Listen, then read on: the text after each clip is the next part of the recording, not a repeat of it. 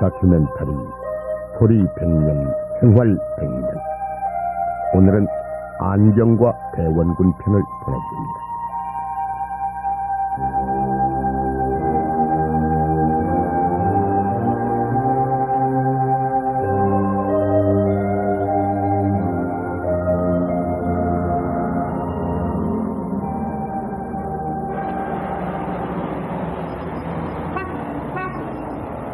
택시!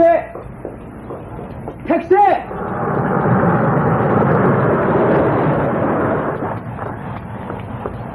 영등포까지 갑시다. 여보세요! 택시! 택시! 네, 요즘에야 그럴 리가 없겠지만 6, 70년대만 해도 택시 기사님들 중에는 아침 첫 손님으로 안경 낀 승객을 기피하는 풍조가 있었습니다.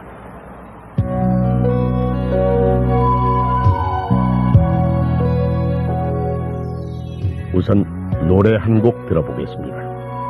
최근의 젊은 가수 이상우의 노래 하룻밤의 꿈.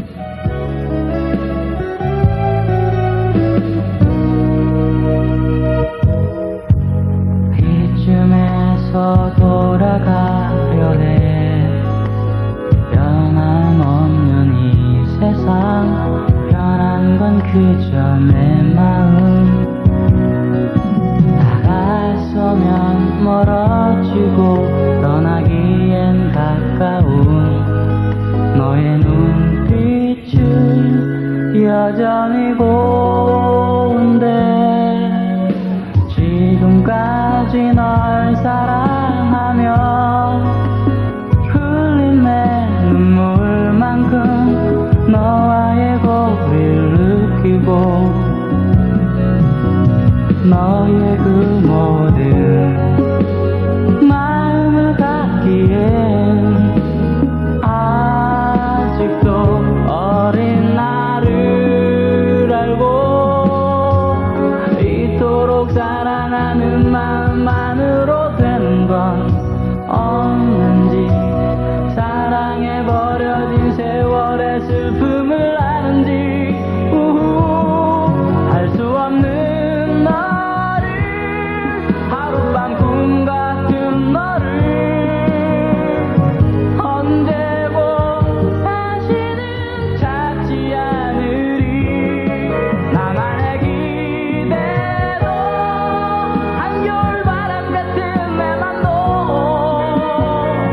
모두 다 하룻밤의 꿈,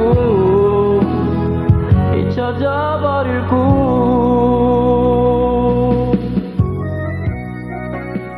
느닷없이 왜 이상우의 노래냐고요? 말씀드리겠습니다. 이상우라는 젊은 가수는 안경을 끼긴 꼈는데 아예 알이 없는 안경테만 쓰고 있다죠. 다시 말씀드리면 안경은 시력을 교정하는 실용성 외에 멋을 창조하는 액세서리, 즉 장신구로서의 기능도 가졌다는 사실을 말씀드리자는 겁니다.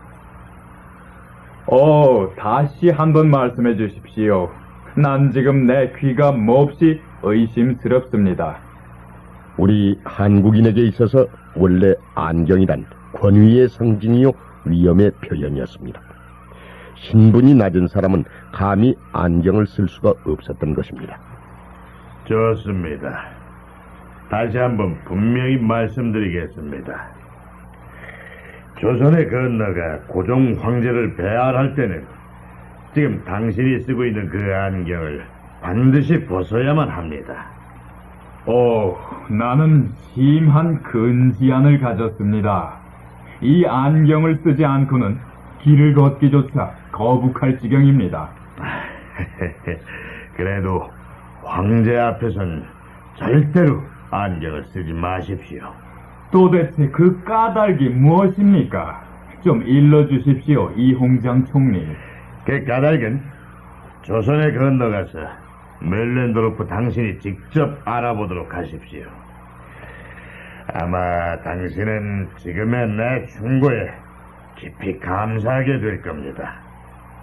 때는 구한말, 이른바 조선이 바야흐로 미국, 영국, 독일 등과 수교를 처음 시작하던 개화 초기, 우리 조정에서는 청나라의 이홍장 총리에게 우리나라 개화를 도울 수 있는 서양 사람 한 분을 물색해달라고 했었는데, 그때 이홍장은 독일 사람 멜렌도르프를 추천했던 것입니다.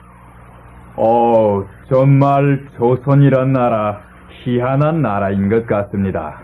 다행히 독일인 멜렌도르프는 이홍장의 충고를 잘 받아들여서 고종 황제의 호감을 얻어내는데 성공을 할 수 있었습니다. 그가 남긴 수기 중에서 해당 부분을 간단히 요약해보면 이렇습니다. 고종 임금을 배알할 때 나는 안경을 벗을 수밖에 없었다. 이홍장 총리의 충고를 잊지 않았기 때문이었다. 그러나 안경을 벗은 나는 또 본의 아니게 앞뒤를 잘 분간하지 못해 비틀댈 수밖에 없었다. 그곳이 어전이라 긴장한 탓에 더욱이 그래했다. 그때 고종 임금은 내 모습이 안타깝게 느껴졌는지 안경을 써도 좋다고 분부해 주셨다. 다행히 고종 임금은 내 스스로 그분 앞에서 안경을 벗는 모습을 보았기에 대단히 따뜻한 호감을 갖게 된 모양이었다.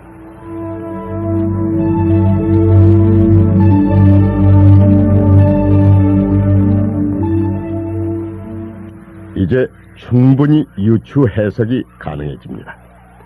택시 기사님들이 아침 첫 손님으로 안경 쓴 승객 모시기를 꺼렸던 까닭.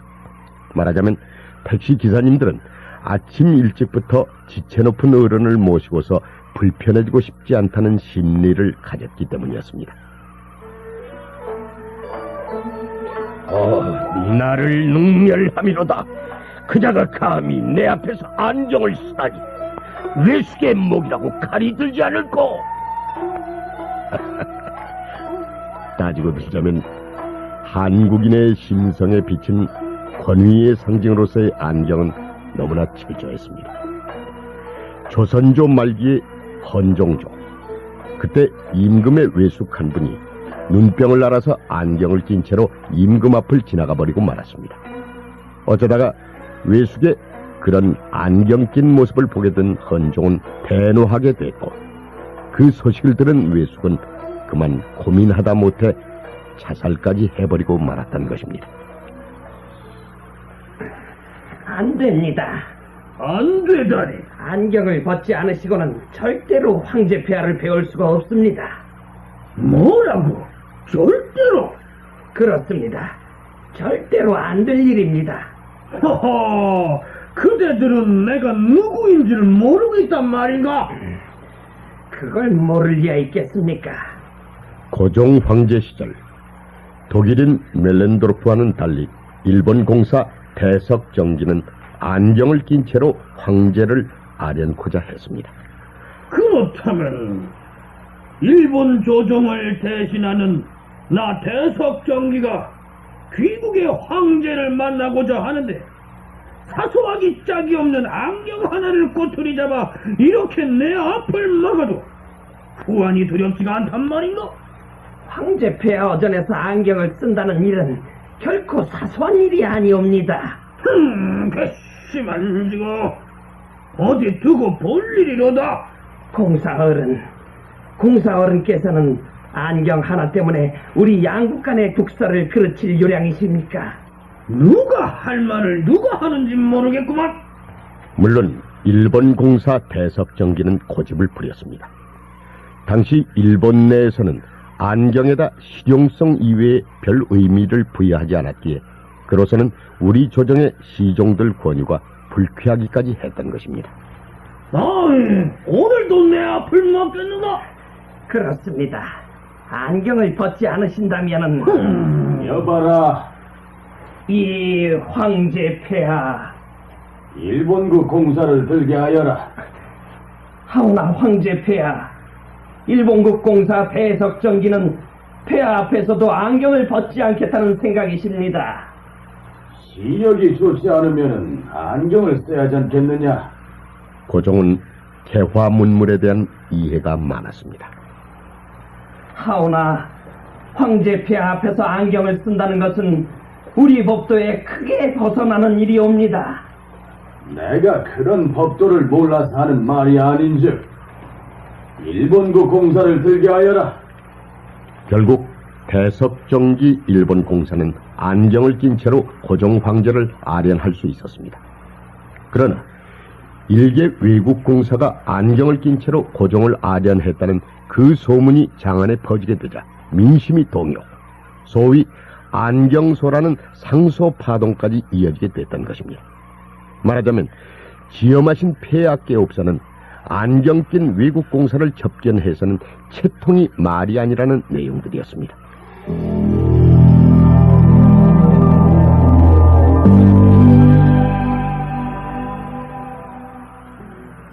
(1898년) 조선에 대한 일제의 마수가 본격적으로 그 근성을 드러내기 시작했을 때 일본의 총리 대신 이등방문도 서울에 들렸습니다.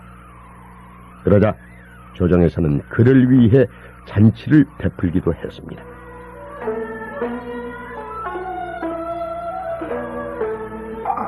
아니, 이게 어떻게 된 일인가? 금방 여기둔 내 안경이 없어지다니. 총리 대신에 안경이 없어지다니요. 황제 폐하께서 심려할 바는 못되옵니다만 금방 여기 벗어두었던 내 안경이 없어진 것만은 틀림이 없는 사실이옵니다. 여봐라, 이 폐하, 당장 일본국 총리의 안경을 찾아내도록 하여라.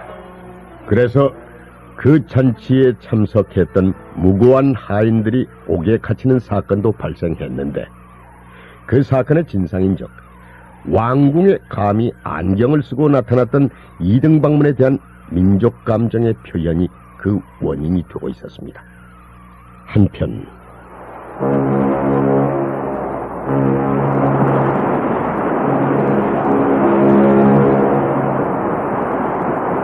이모군란 후에 수신사로 일본에 가게 됐던 김기수. 그는 원래부터 고집센 보수파 인물이었습니다. 일본 땅이 가까워졌는가? 그렇습니다. 곧 일본 땅에 닿을 것 같습니다. 그럼 내 가방 좀 해주겠나? 아, 예, 대감마님.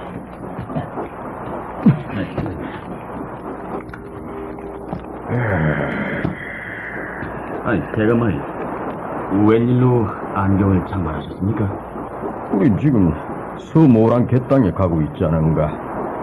그야 그렇습니다만 제가 알기로 대감마님께서는 한지대에 걸린 적도 없었는데. 자넨 어째서 그렇게 말귀가 어두운가? 제가 말귀가 어둡다니요, 대감마님. 우리는 지금 서모란 갯땅에 가는 길이 아닌가 말일세. 수신사의 자격으로. 그건 알겠습니다만. 이 사람아, 내 어찌 하찮은 외놈들을 맨눈으로 대할 수가 있단 말인가? 그러니까 대감마님께서는 안경을 끼신 눈으로 섬 오랑캐 놈들을 대하시겠다는 말씀이군요. 그랬는데 일본 사람들한테는 별 효험을 볼 수가 없었으니 그를 대했던 일본 사람들은 수신사 김기수가 시력이 좋지 않은 사람이었다는 사실만을 짐작해 했습니다.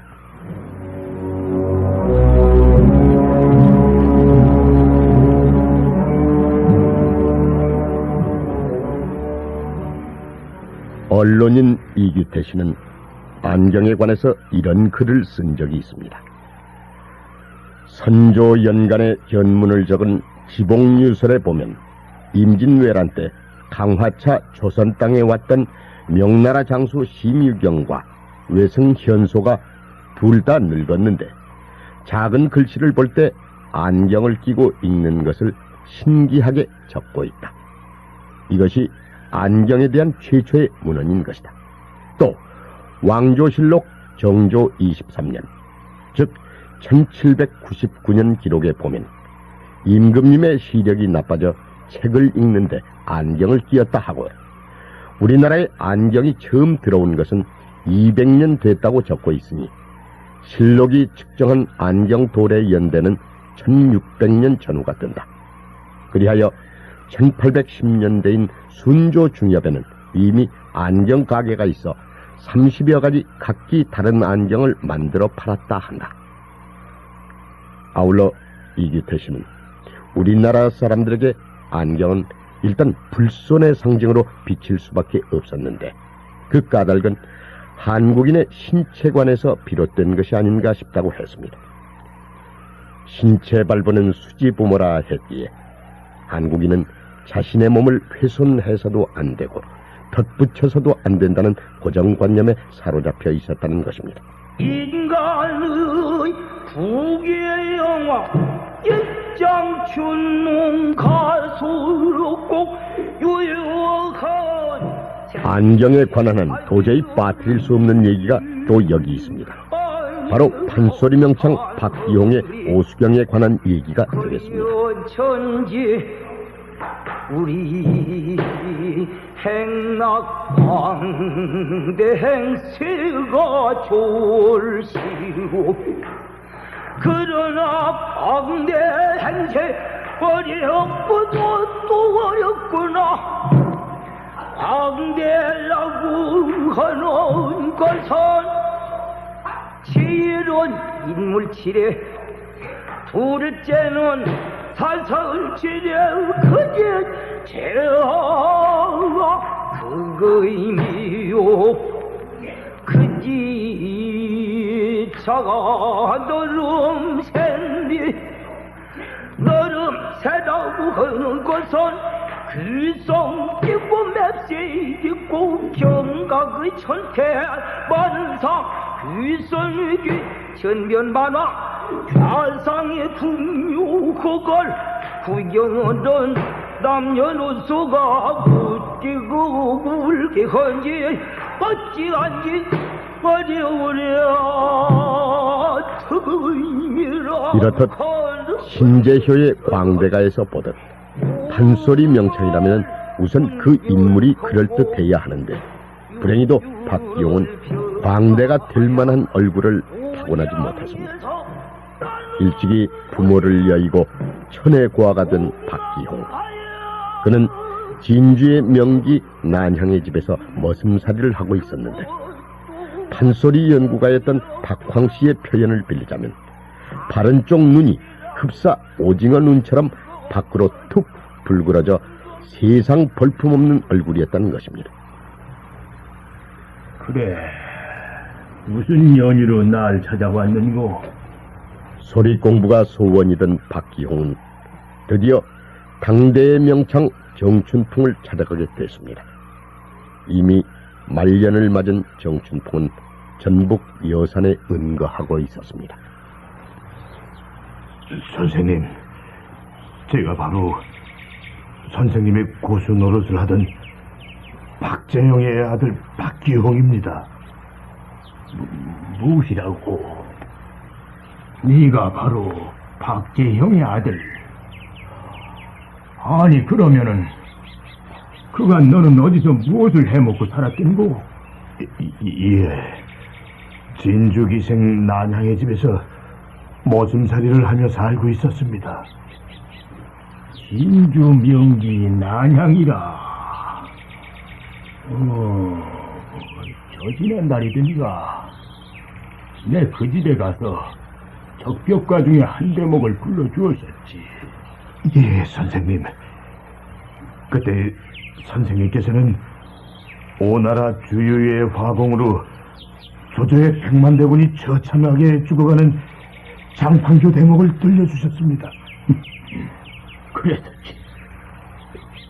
선생님, 외람된 말씀이오나 제가 그때 마당을 쓸다 말고 선생님의 소리를 이어듣다가는 너무나 감격해 밤잠을 설쳤습니다. 그러다 못해 이렇게 선생님께 직접 소리를 배우고자 찾아뵙기도 했습니다. 아니, 네가 감히 소리를? 오죽했으면 난양이도 여비까지 마련해 주었습니다요. 광대는 첫째는 인물 지례인데, 그럼 선생님, 전 어떻게 하면 좋겠습니까? 내 직접 이런 말 하기는 못하지만은 네 인물이 워낙 남 같지가 않아서 소리 배우기가 어렵겠구나. 하지만은 날 찾아 여기까지 왔으니 어쩌겠냐? 우리 집 농사 일도 돌보면서 소나 먹이며 배나 채우도록 해라. 그랬는데 2년 남짓 세월이 흐른 후에 이상한 일이 생겨났던 것입니다. 정지사, 내 오늘 워낙 희한한 일을 보았기에 이렇게 찾아들렸소. 워낙 희한한 일이라니? 글쎄, 내가 저 산등성이를 넘어오는데 그 정지사 자네 소리가 들리질 않았겠소? 내 소리가 산에서 들리다니. 난 오늘 산에 간 일이 없었소. 그래서 하는 말이 아니겠소. 에?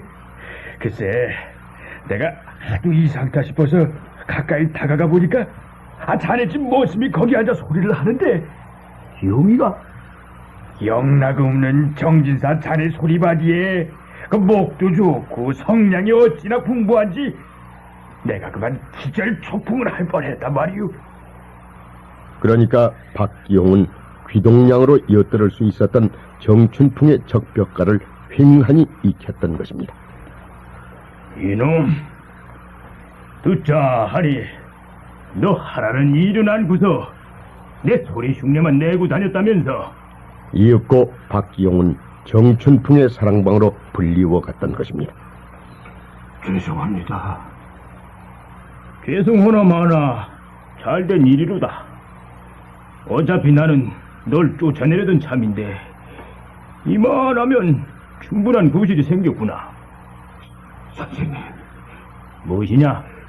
이왕 쫓겨날 이놈의 소원 한 가지만 들어주십시오. 그래, 내 놈의 소원이라는 것이 무엇인고? 선생님 앞에서 소리 흉내 한 번만 더 내도록 허락해 주셨으면 합니다. 오냐 이놈아, 어디 한번 돼지 멱다는 소리 들어나 봐라. 이윽고 박기홍은 있는 힘을 다해서 적벽가를 불러 제꼈습니다. 그랬는데 뜻밖의 일이 터지고 말았습니다. 네, 일찍이 몰랐었구나. 너와 같은 소리의 천재가 우리 집 머슴이었다니. 기용아. 예, 선생님. 내일부터 내가 직접 가르쳐 줄 테니 너는 열심히 소리 공부나 하도록 해라.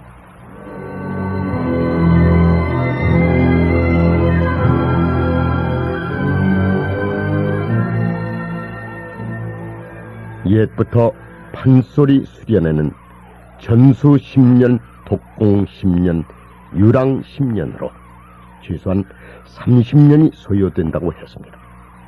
그만큼 명창소리를 듣기란 어렵다는 말이 되는 것입니다. 박기홍, 그는 1870년 고종 7년에 전주 통인청의 대사습에 참가해서 판소리 명창이 됐습니다. 그의 나이 25세 때였습니다. 여봐라. 예, 대감마님. 이미 널리 알려진 대로 당시 판소리의 대부는 운현궁의 대원군이었습니다. 금년 단오전에도 전주 대사습에서 새로운 명창이 나타났던가? 그러하옵니다, 대감마님. 그래. 어떤 사람이라던고? 예, 적벽가를 잘 부르던 정춘풍의 제자 박기용이라는 사람이 소리판 구경꾼들의 입을 얼어붙게 만들었다고 하옵니다. 정춘풍이라면 내 사랑방 손님으로 오래 묵었던 사람 아니든가? 그러하옵니다. 그 사람도 그만 늙어버렸으니. 대감마님, 들리는 소문에 의한다면 세명창 박기홍이 세탄형 대목에서 새소리를 낼 때에는 구경꾼들의 넋이 그만 빠져버리고 말았다 했사옵니다.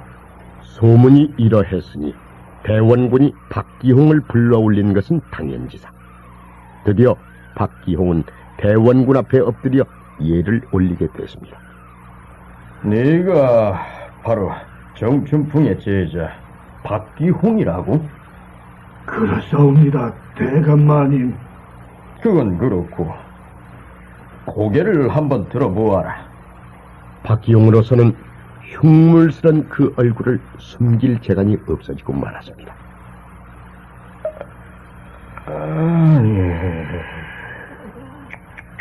대원군은 눈살을 찌푸리며 혀를 끌끌 찼습니다. 여보아라, 예, 대감마님. 박기홍을 별실로 데려다 놓고 당장 지은이를 불러오너라. 이렇게 해서 박기용은 영문도 모른 채 별실로 안내됐습니다.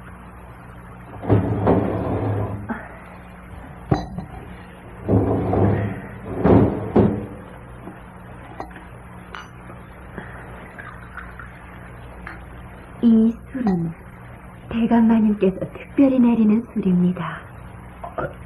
나는 본래 술을 못하는데. 그럼 대감마님이 내리는 술을 거절하시겠습니까?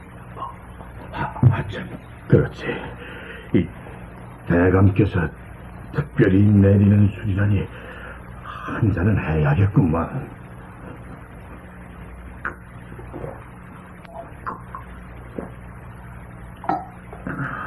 그런데 계집종은 연거푸 술을 따르며 박기용이 자꾸만 마시기를 권했습니다.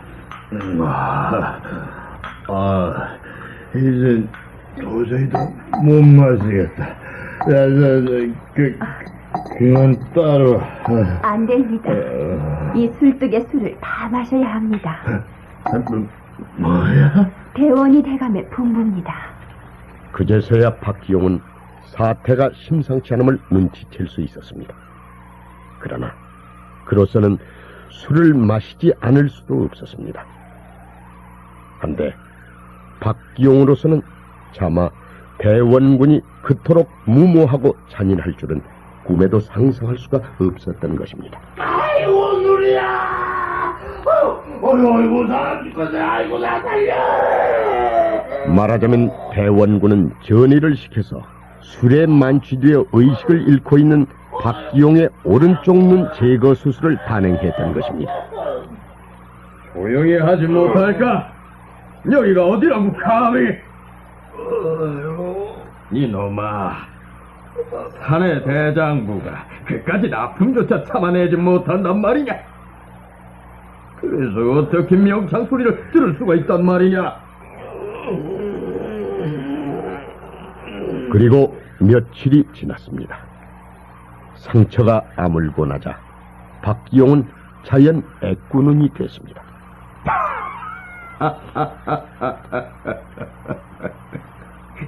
상처가 잘 아물었다니 다행이구나. 해서 오늘은 내가 새로운 명창 박기용에게 귀한 선물 하나를 내리겠노라. 대원군은 손수 검은 수정알로 만든 안경 하나를 하사했던 것입니다. 하지만 대감마님, 저 같은 사람이 어떻게 이런 오수경을 쓰고 다닐 수가 있겠습니까? 그래서 내가 이런 명령도 내리겠노라. 명창 박기홍은 언제 어디서나 오수경을 쓰고 다녀야 하느니. 이렇게 돼서 박기용은 심지어 고종 앞에서 소리를 할 때도 오수경을 쓸 수가 있었습니다.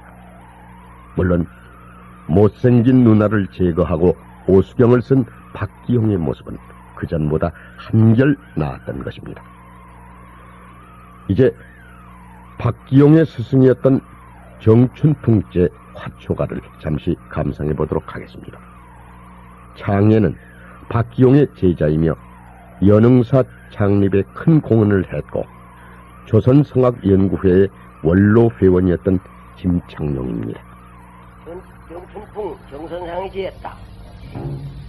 바로 무용의 군자요 한당 추수홍연화 아야이 포동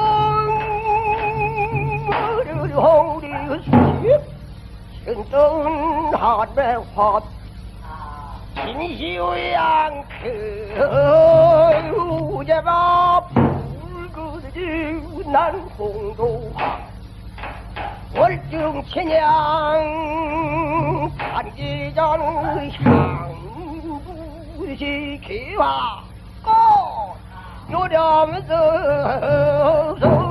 꽃제거비 금부리정도 봉순화 고골고일의 정도를 소주 신국화 꽃 공자왕루방 수르왕의 부갈순 노라왕 신태산을 걸어가니 향그리주리 차야이기며 속국하늘 분위기여 지하라는 득이영화 이화만기 부르게 무더이니 장신 궁주를 베푸시며 실시지자 강로르니 향도를 출풍이 살고 은경 부주르지 뷰르지 곱창월결 갱두꽃 이화 주화 금선업 용용산로 절주광극 백경단 촉밭주 우리자 땡자 성주감유 우얀 껍색 화초 가진 과모지 칭칭이거진 거리단디 향보기 걷듯 이그 불면 오도들이 주문 부한말의 개화사상가요 독립운동가였던 서재필. 딱히 안경 하나 때문에 그가 비운을 맞이했다고는 잘라 말할 수 없겠지만 그도 안경 때문에 엄청난 곤욕을 치른 적이 있었습니다. 아니, 당시에 살벌한 정치 현장 속에서 그는 분명 안경 때문에 불리한 입장에 서고 말았던 것입니다.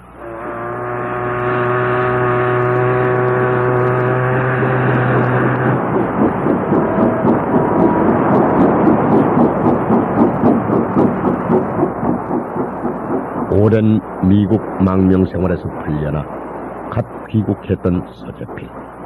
그는 언제나처럼 안경을 끼고 있었습니다. 서재필이 돌아왔다고? 그럼 어서 그를 부르도록 하라. 그 당시에 고종은 이른바 친로파에 의한 아관 파천 사건으로 인해 러시아 공사관에 몸을 담고 있었습니다.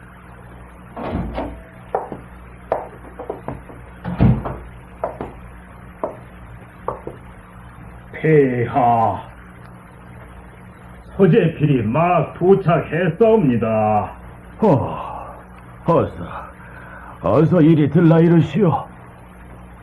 임금이 왕궁을 버리고 남의 나라 공사관에 몸을 숨긴 모습을 보게 된 서재필. 어느덧 안경 너머 그의 눈시울에는 이슬이 맺혀 있었습니다. 폐하,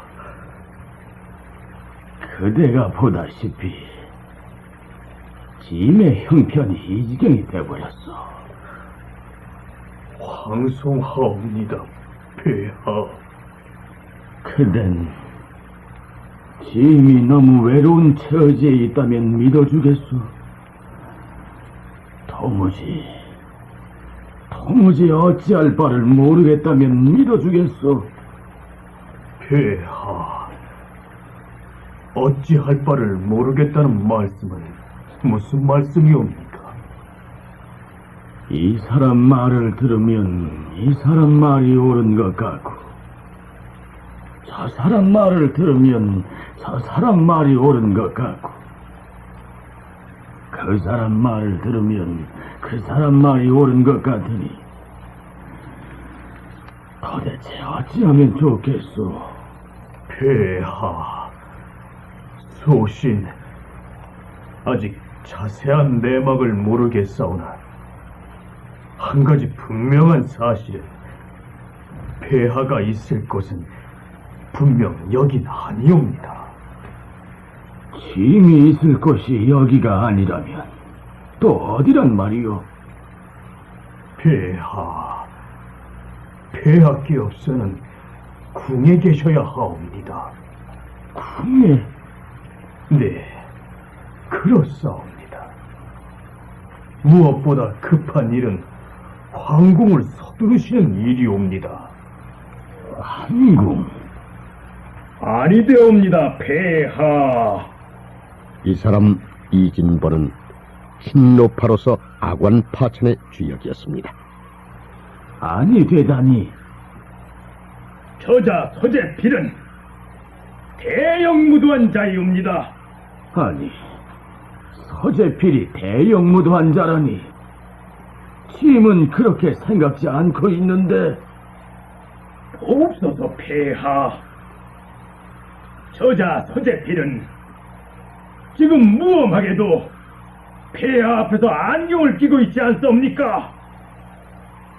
따라서 저자는 지금 폐하를 능멸하고 있사옵니다. 허허, 이보시오 이대가. 내가 안경을 쓴 것은 폐하를 능멸하기 위해서가 아니라 시력이 약하기 때문이오. 업을 성설은 그치시오? 아니 무슨... 어쩌다 서재필 그대가 그만 실수를 하긴 했구려. 네, 서재필로서는 변명의 여지가 없었습니다. 순종은 안경을 끼지 않으면 발을 더듬거릴 정도로 심한 근시안이었으나 부왕 고종 앞에서만은 절대로 안경을 끼지 못했습니다. 그런 왕실의 법도를 어긴 서재필이 신노파를 당해낼 수가 없었던 것입니다.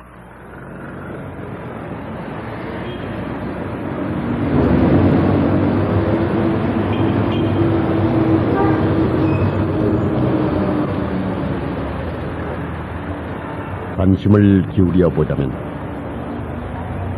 아직도 우리 주변에는 안경에 대한 알레르기 반응들이 많이 남아있음을 볼 수가 있습니다. 이를테면 제사를 지낼 때는 반드시 안경을 벗어야 하고, 근엄하신 어르신 앞에서도 필히 안경을 벗어야 하고, 그러니까 그것이 비록 비합리적인 일일지라도 오랜 관습을 무너뜨리는 데는 한계가 있다고 봐야 좋을 듯도 합니다만.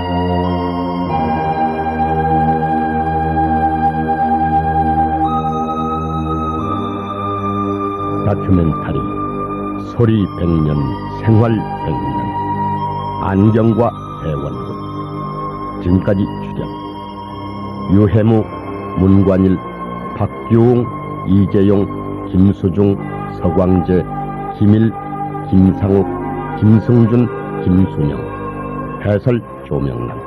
음악 박복규, 효과 차재환 정정희, 기술 정동화, 구성 김영무, 연출 이상열이었습니다.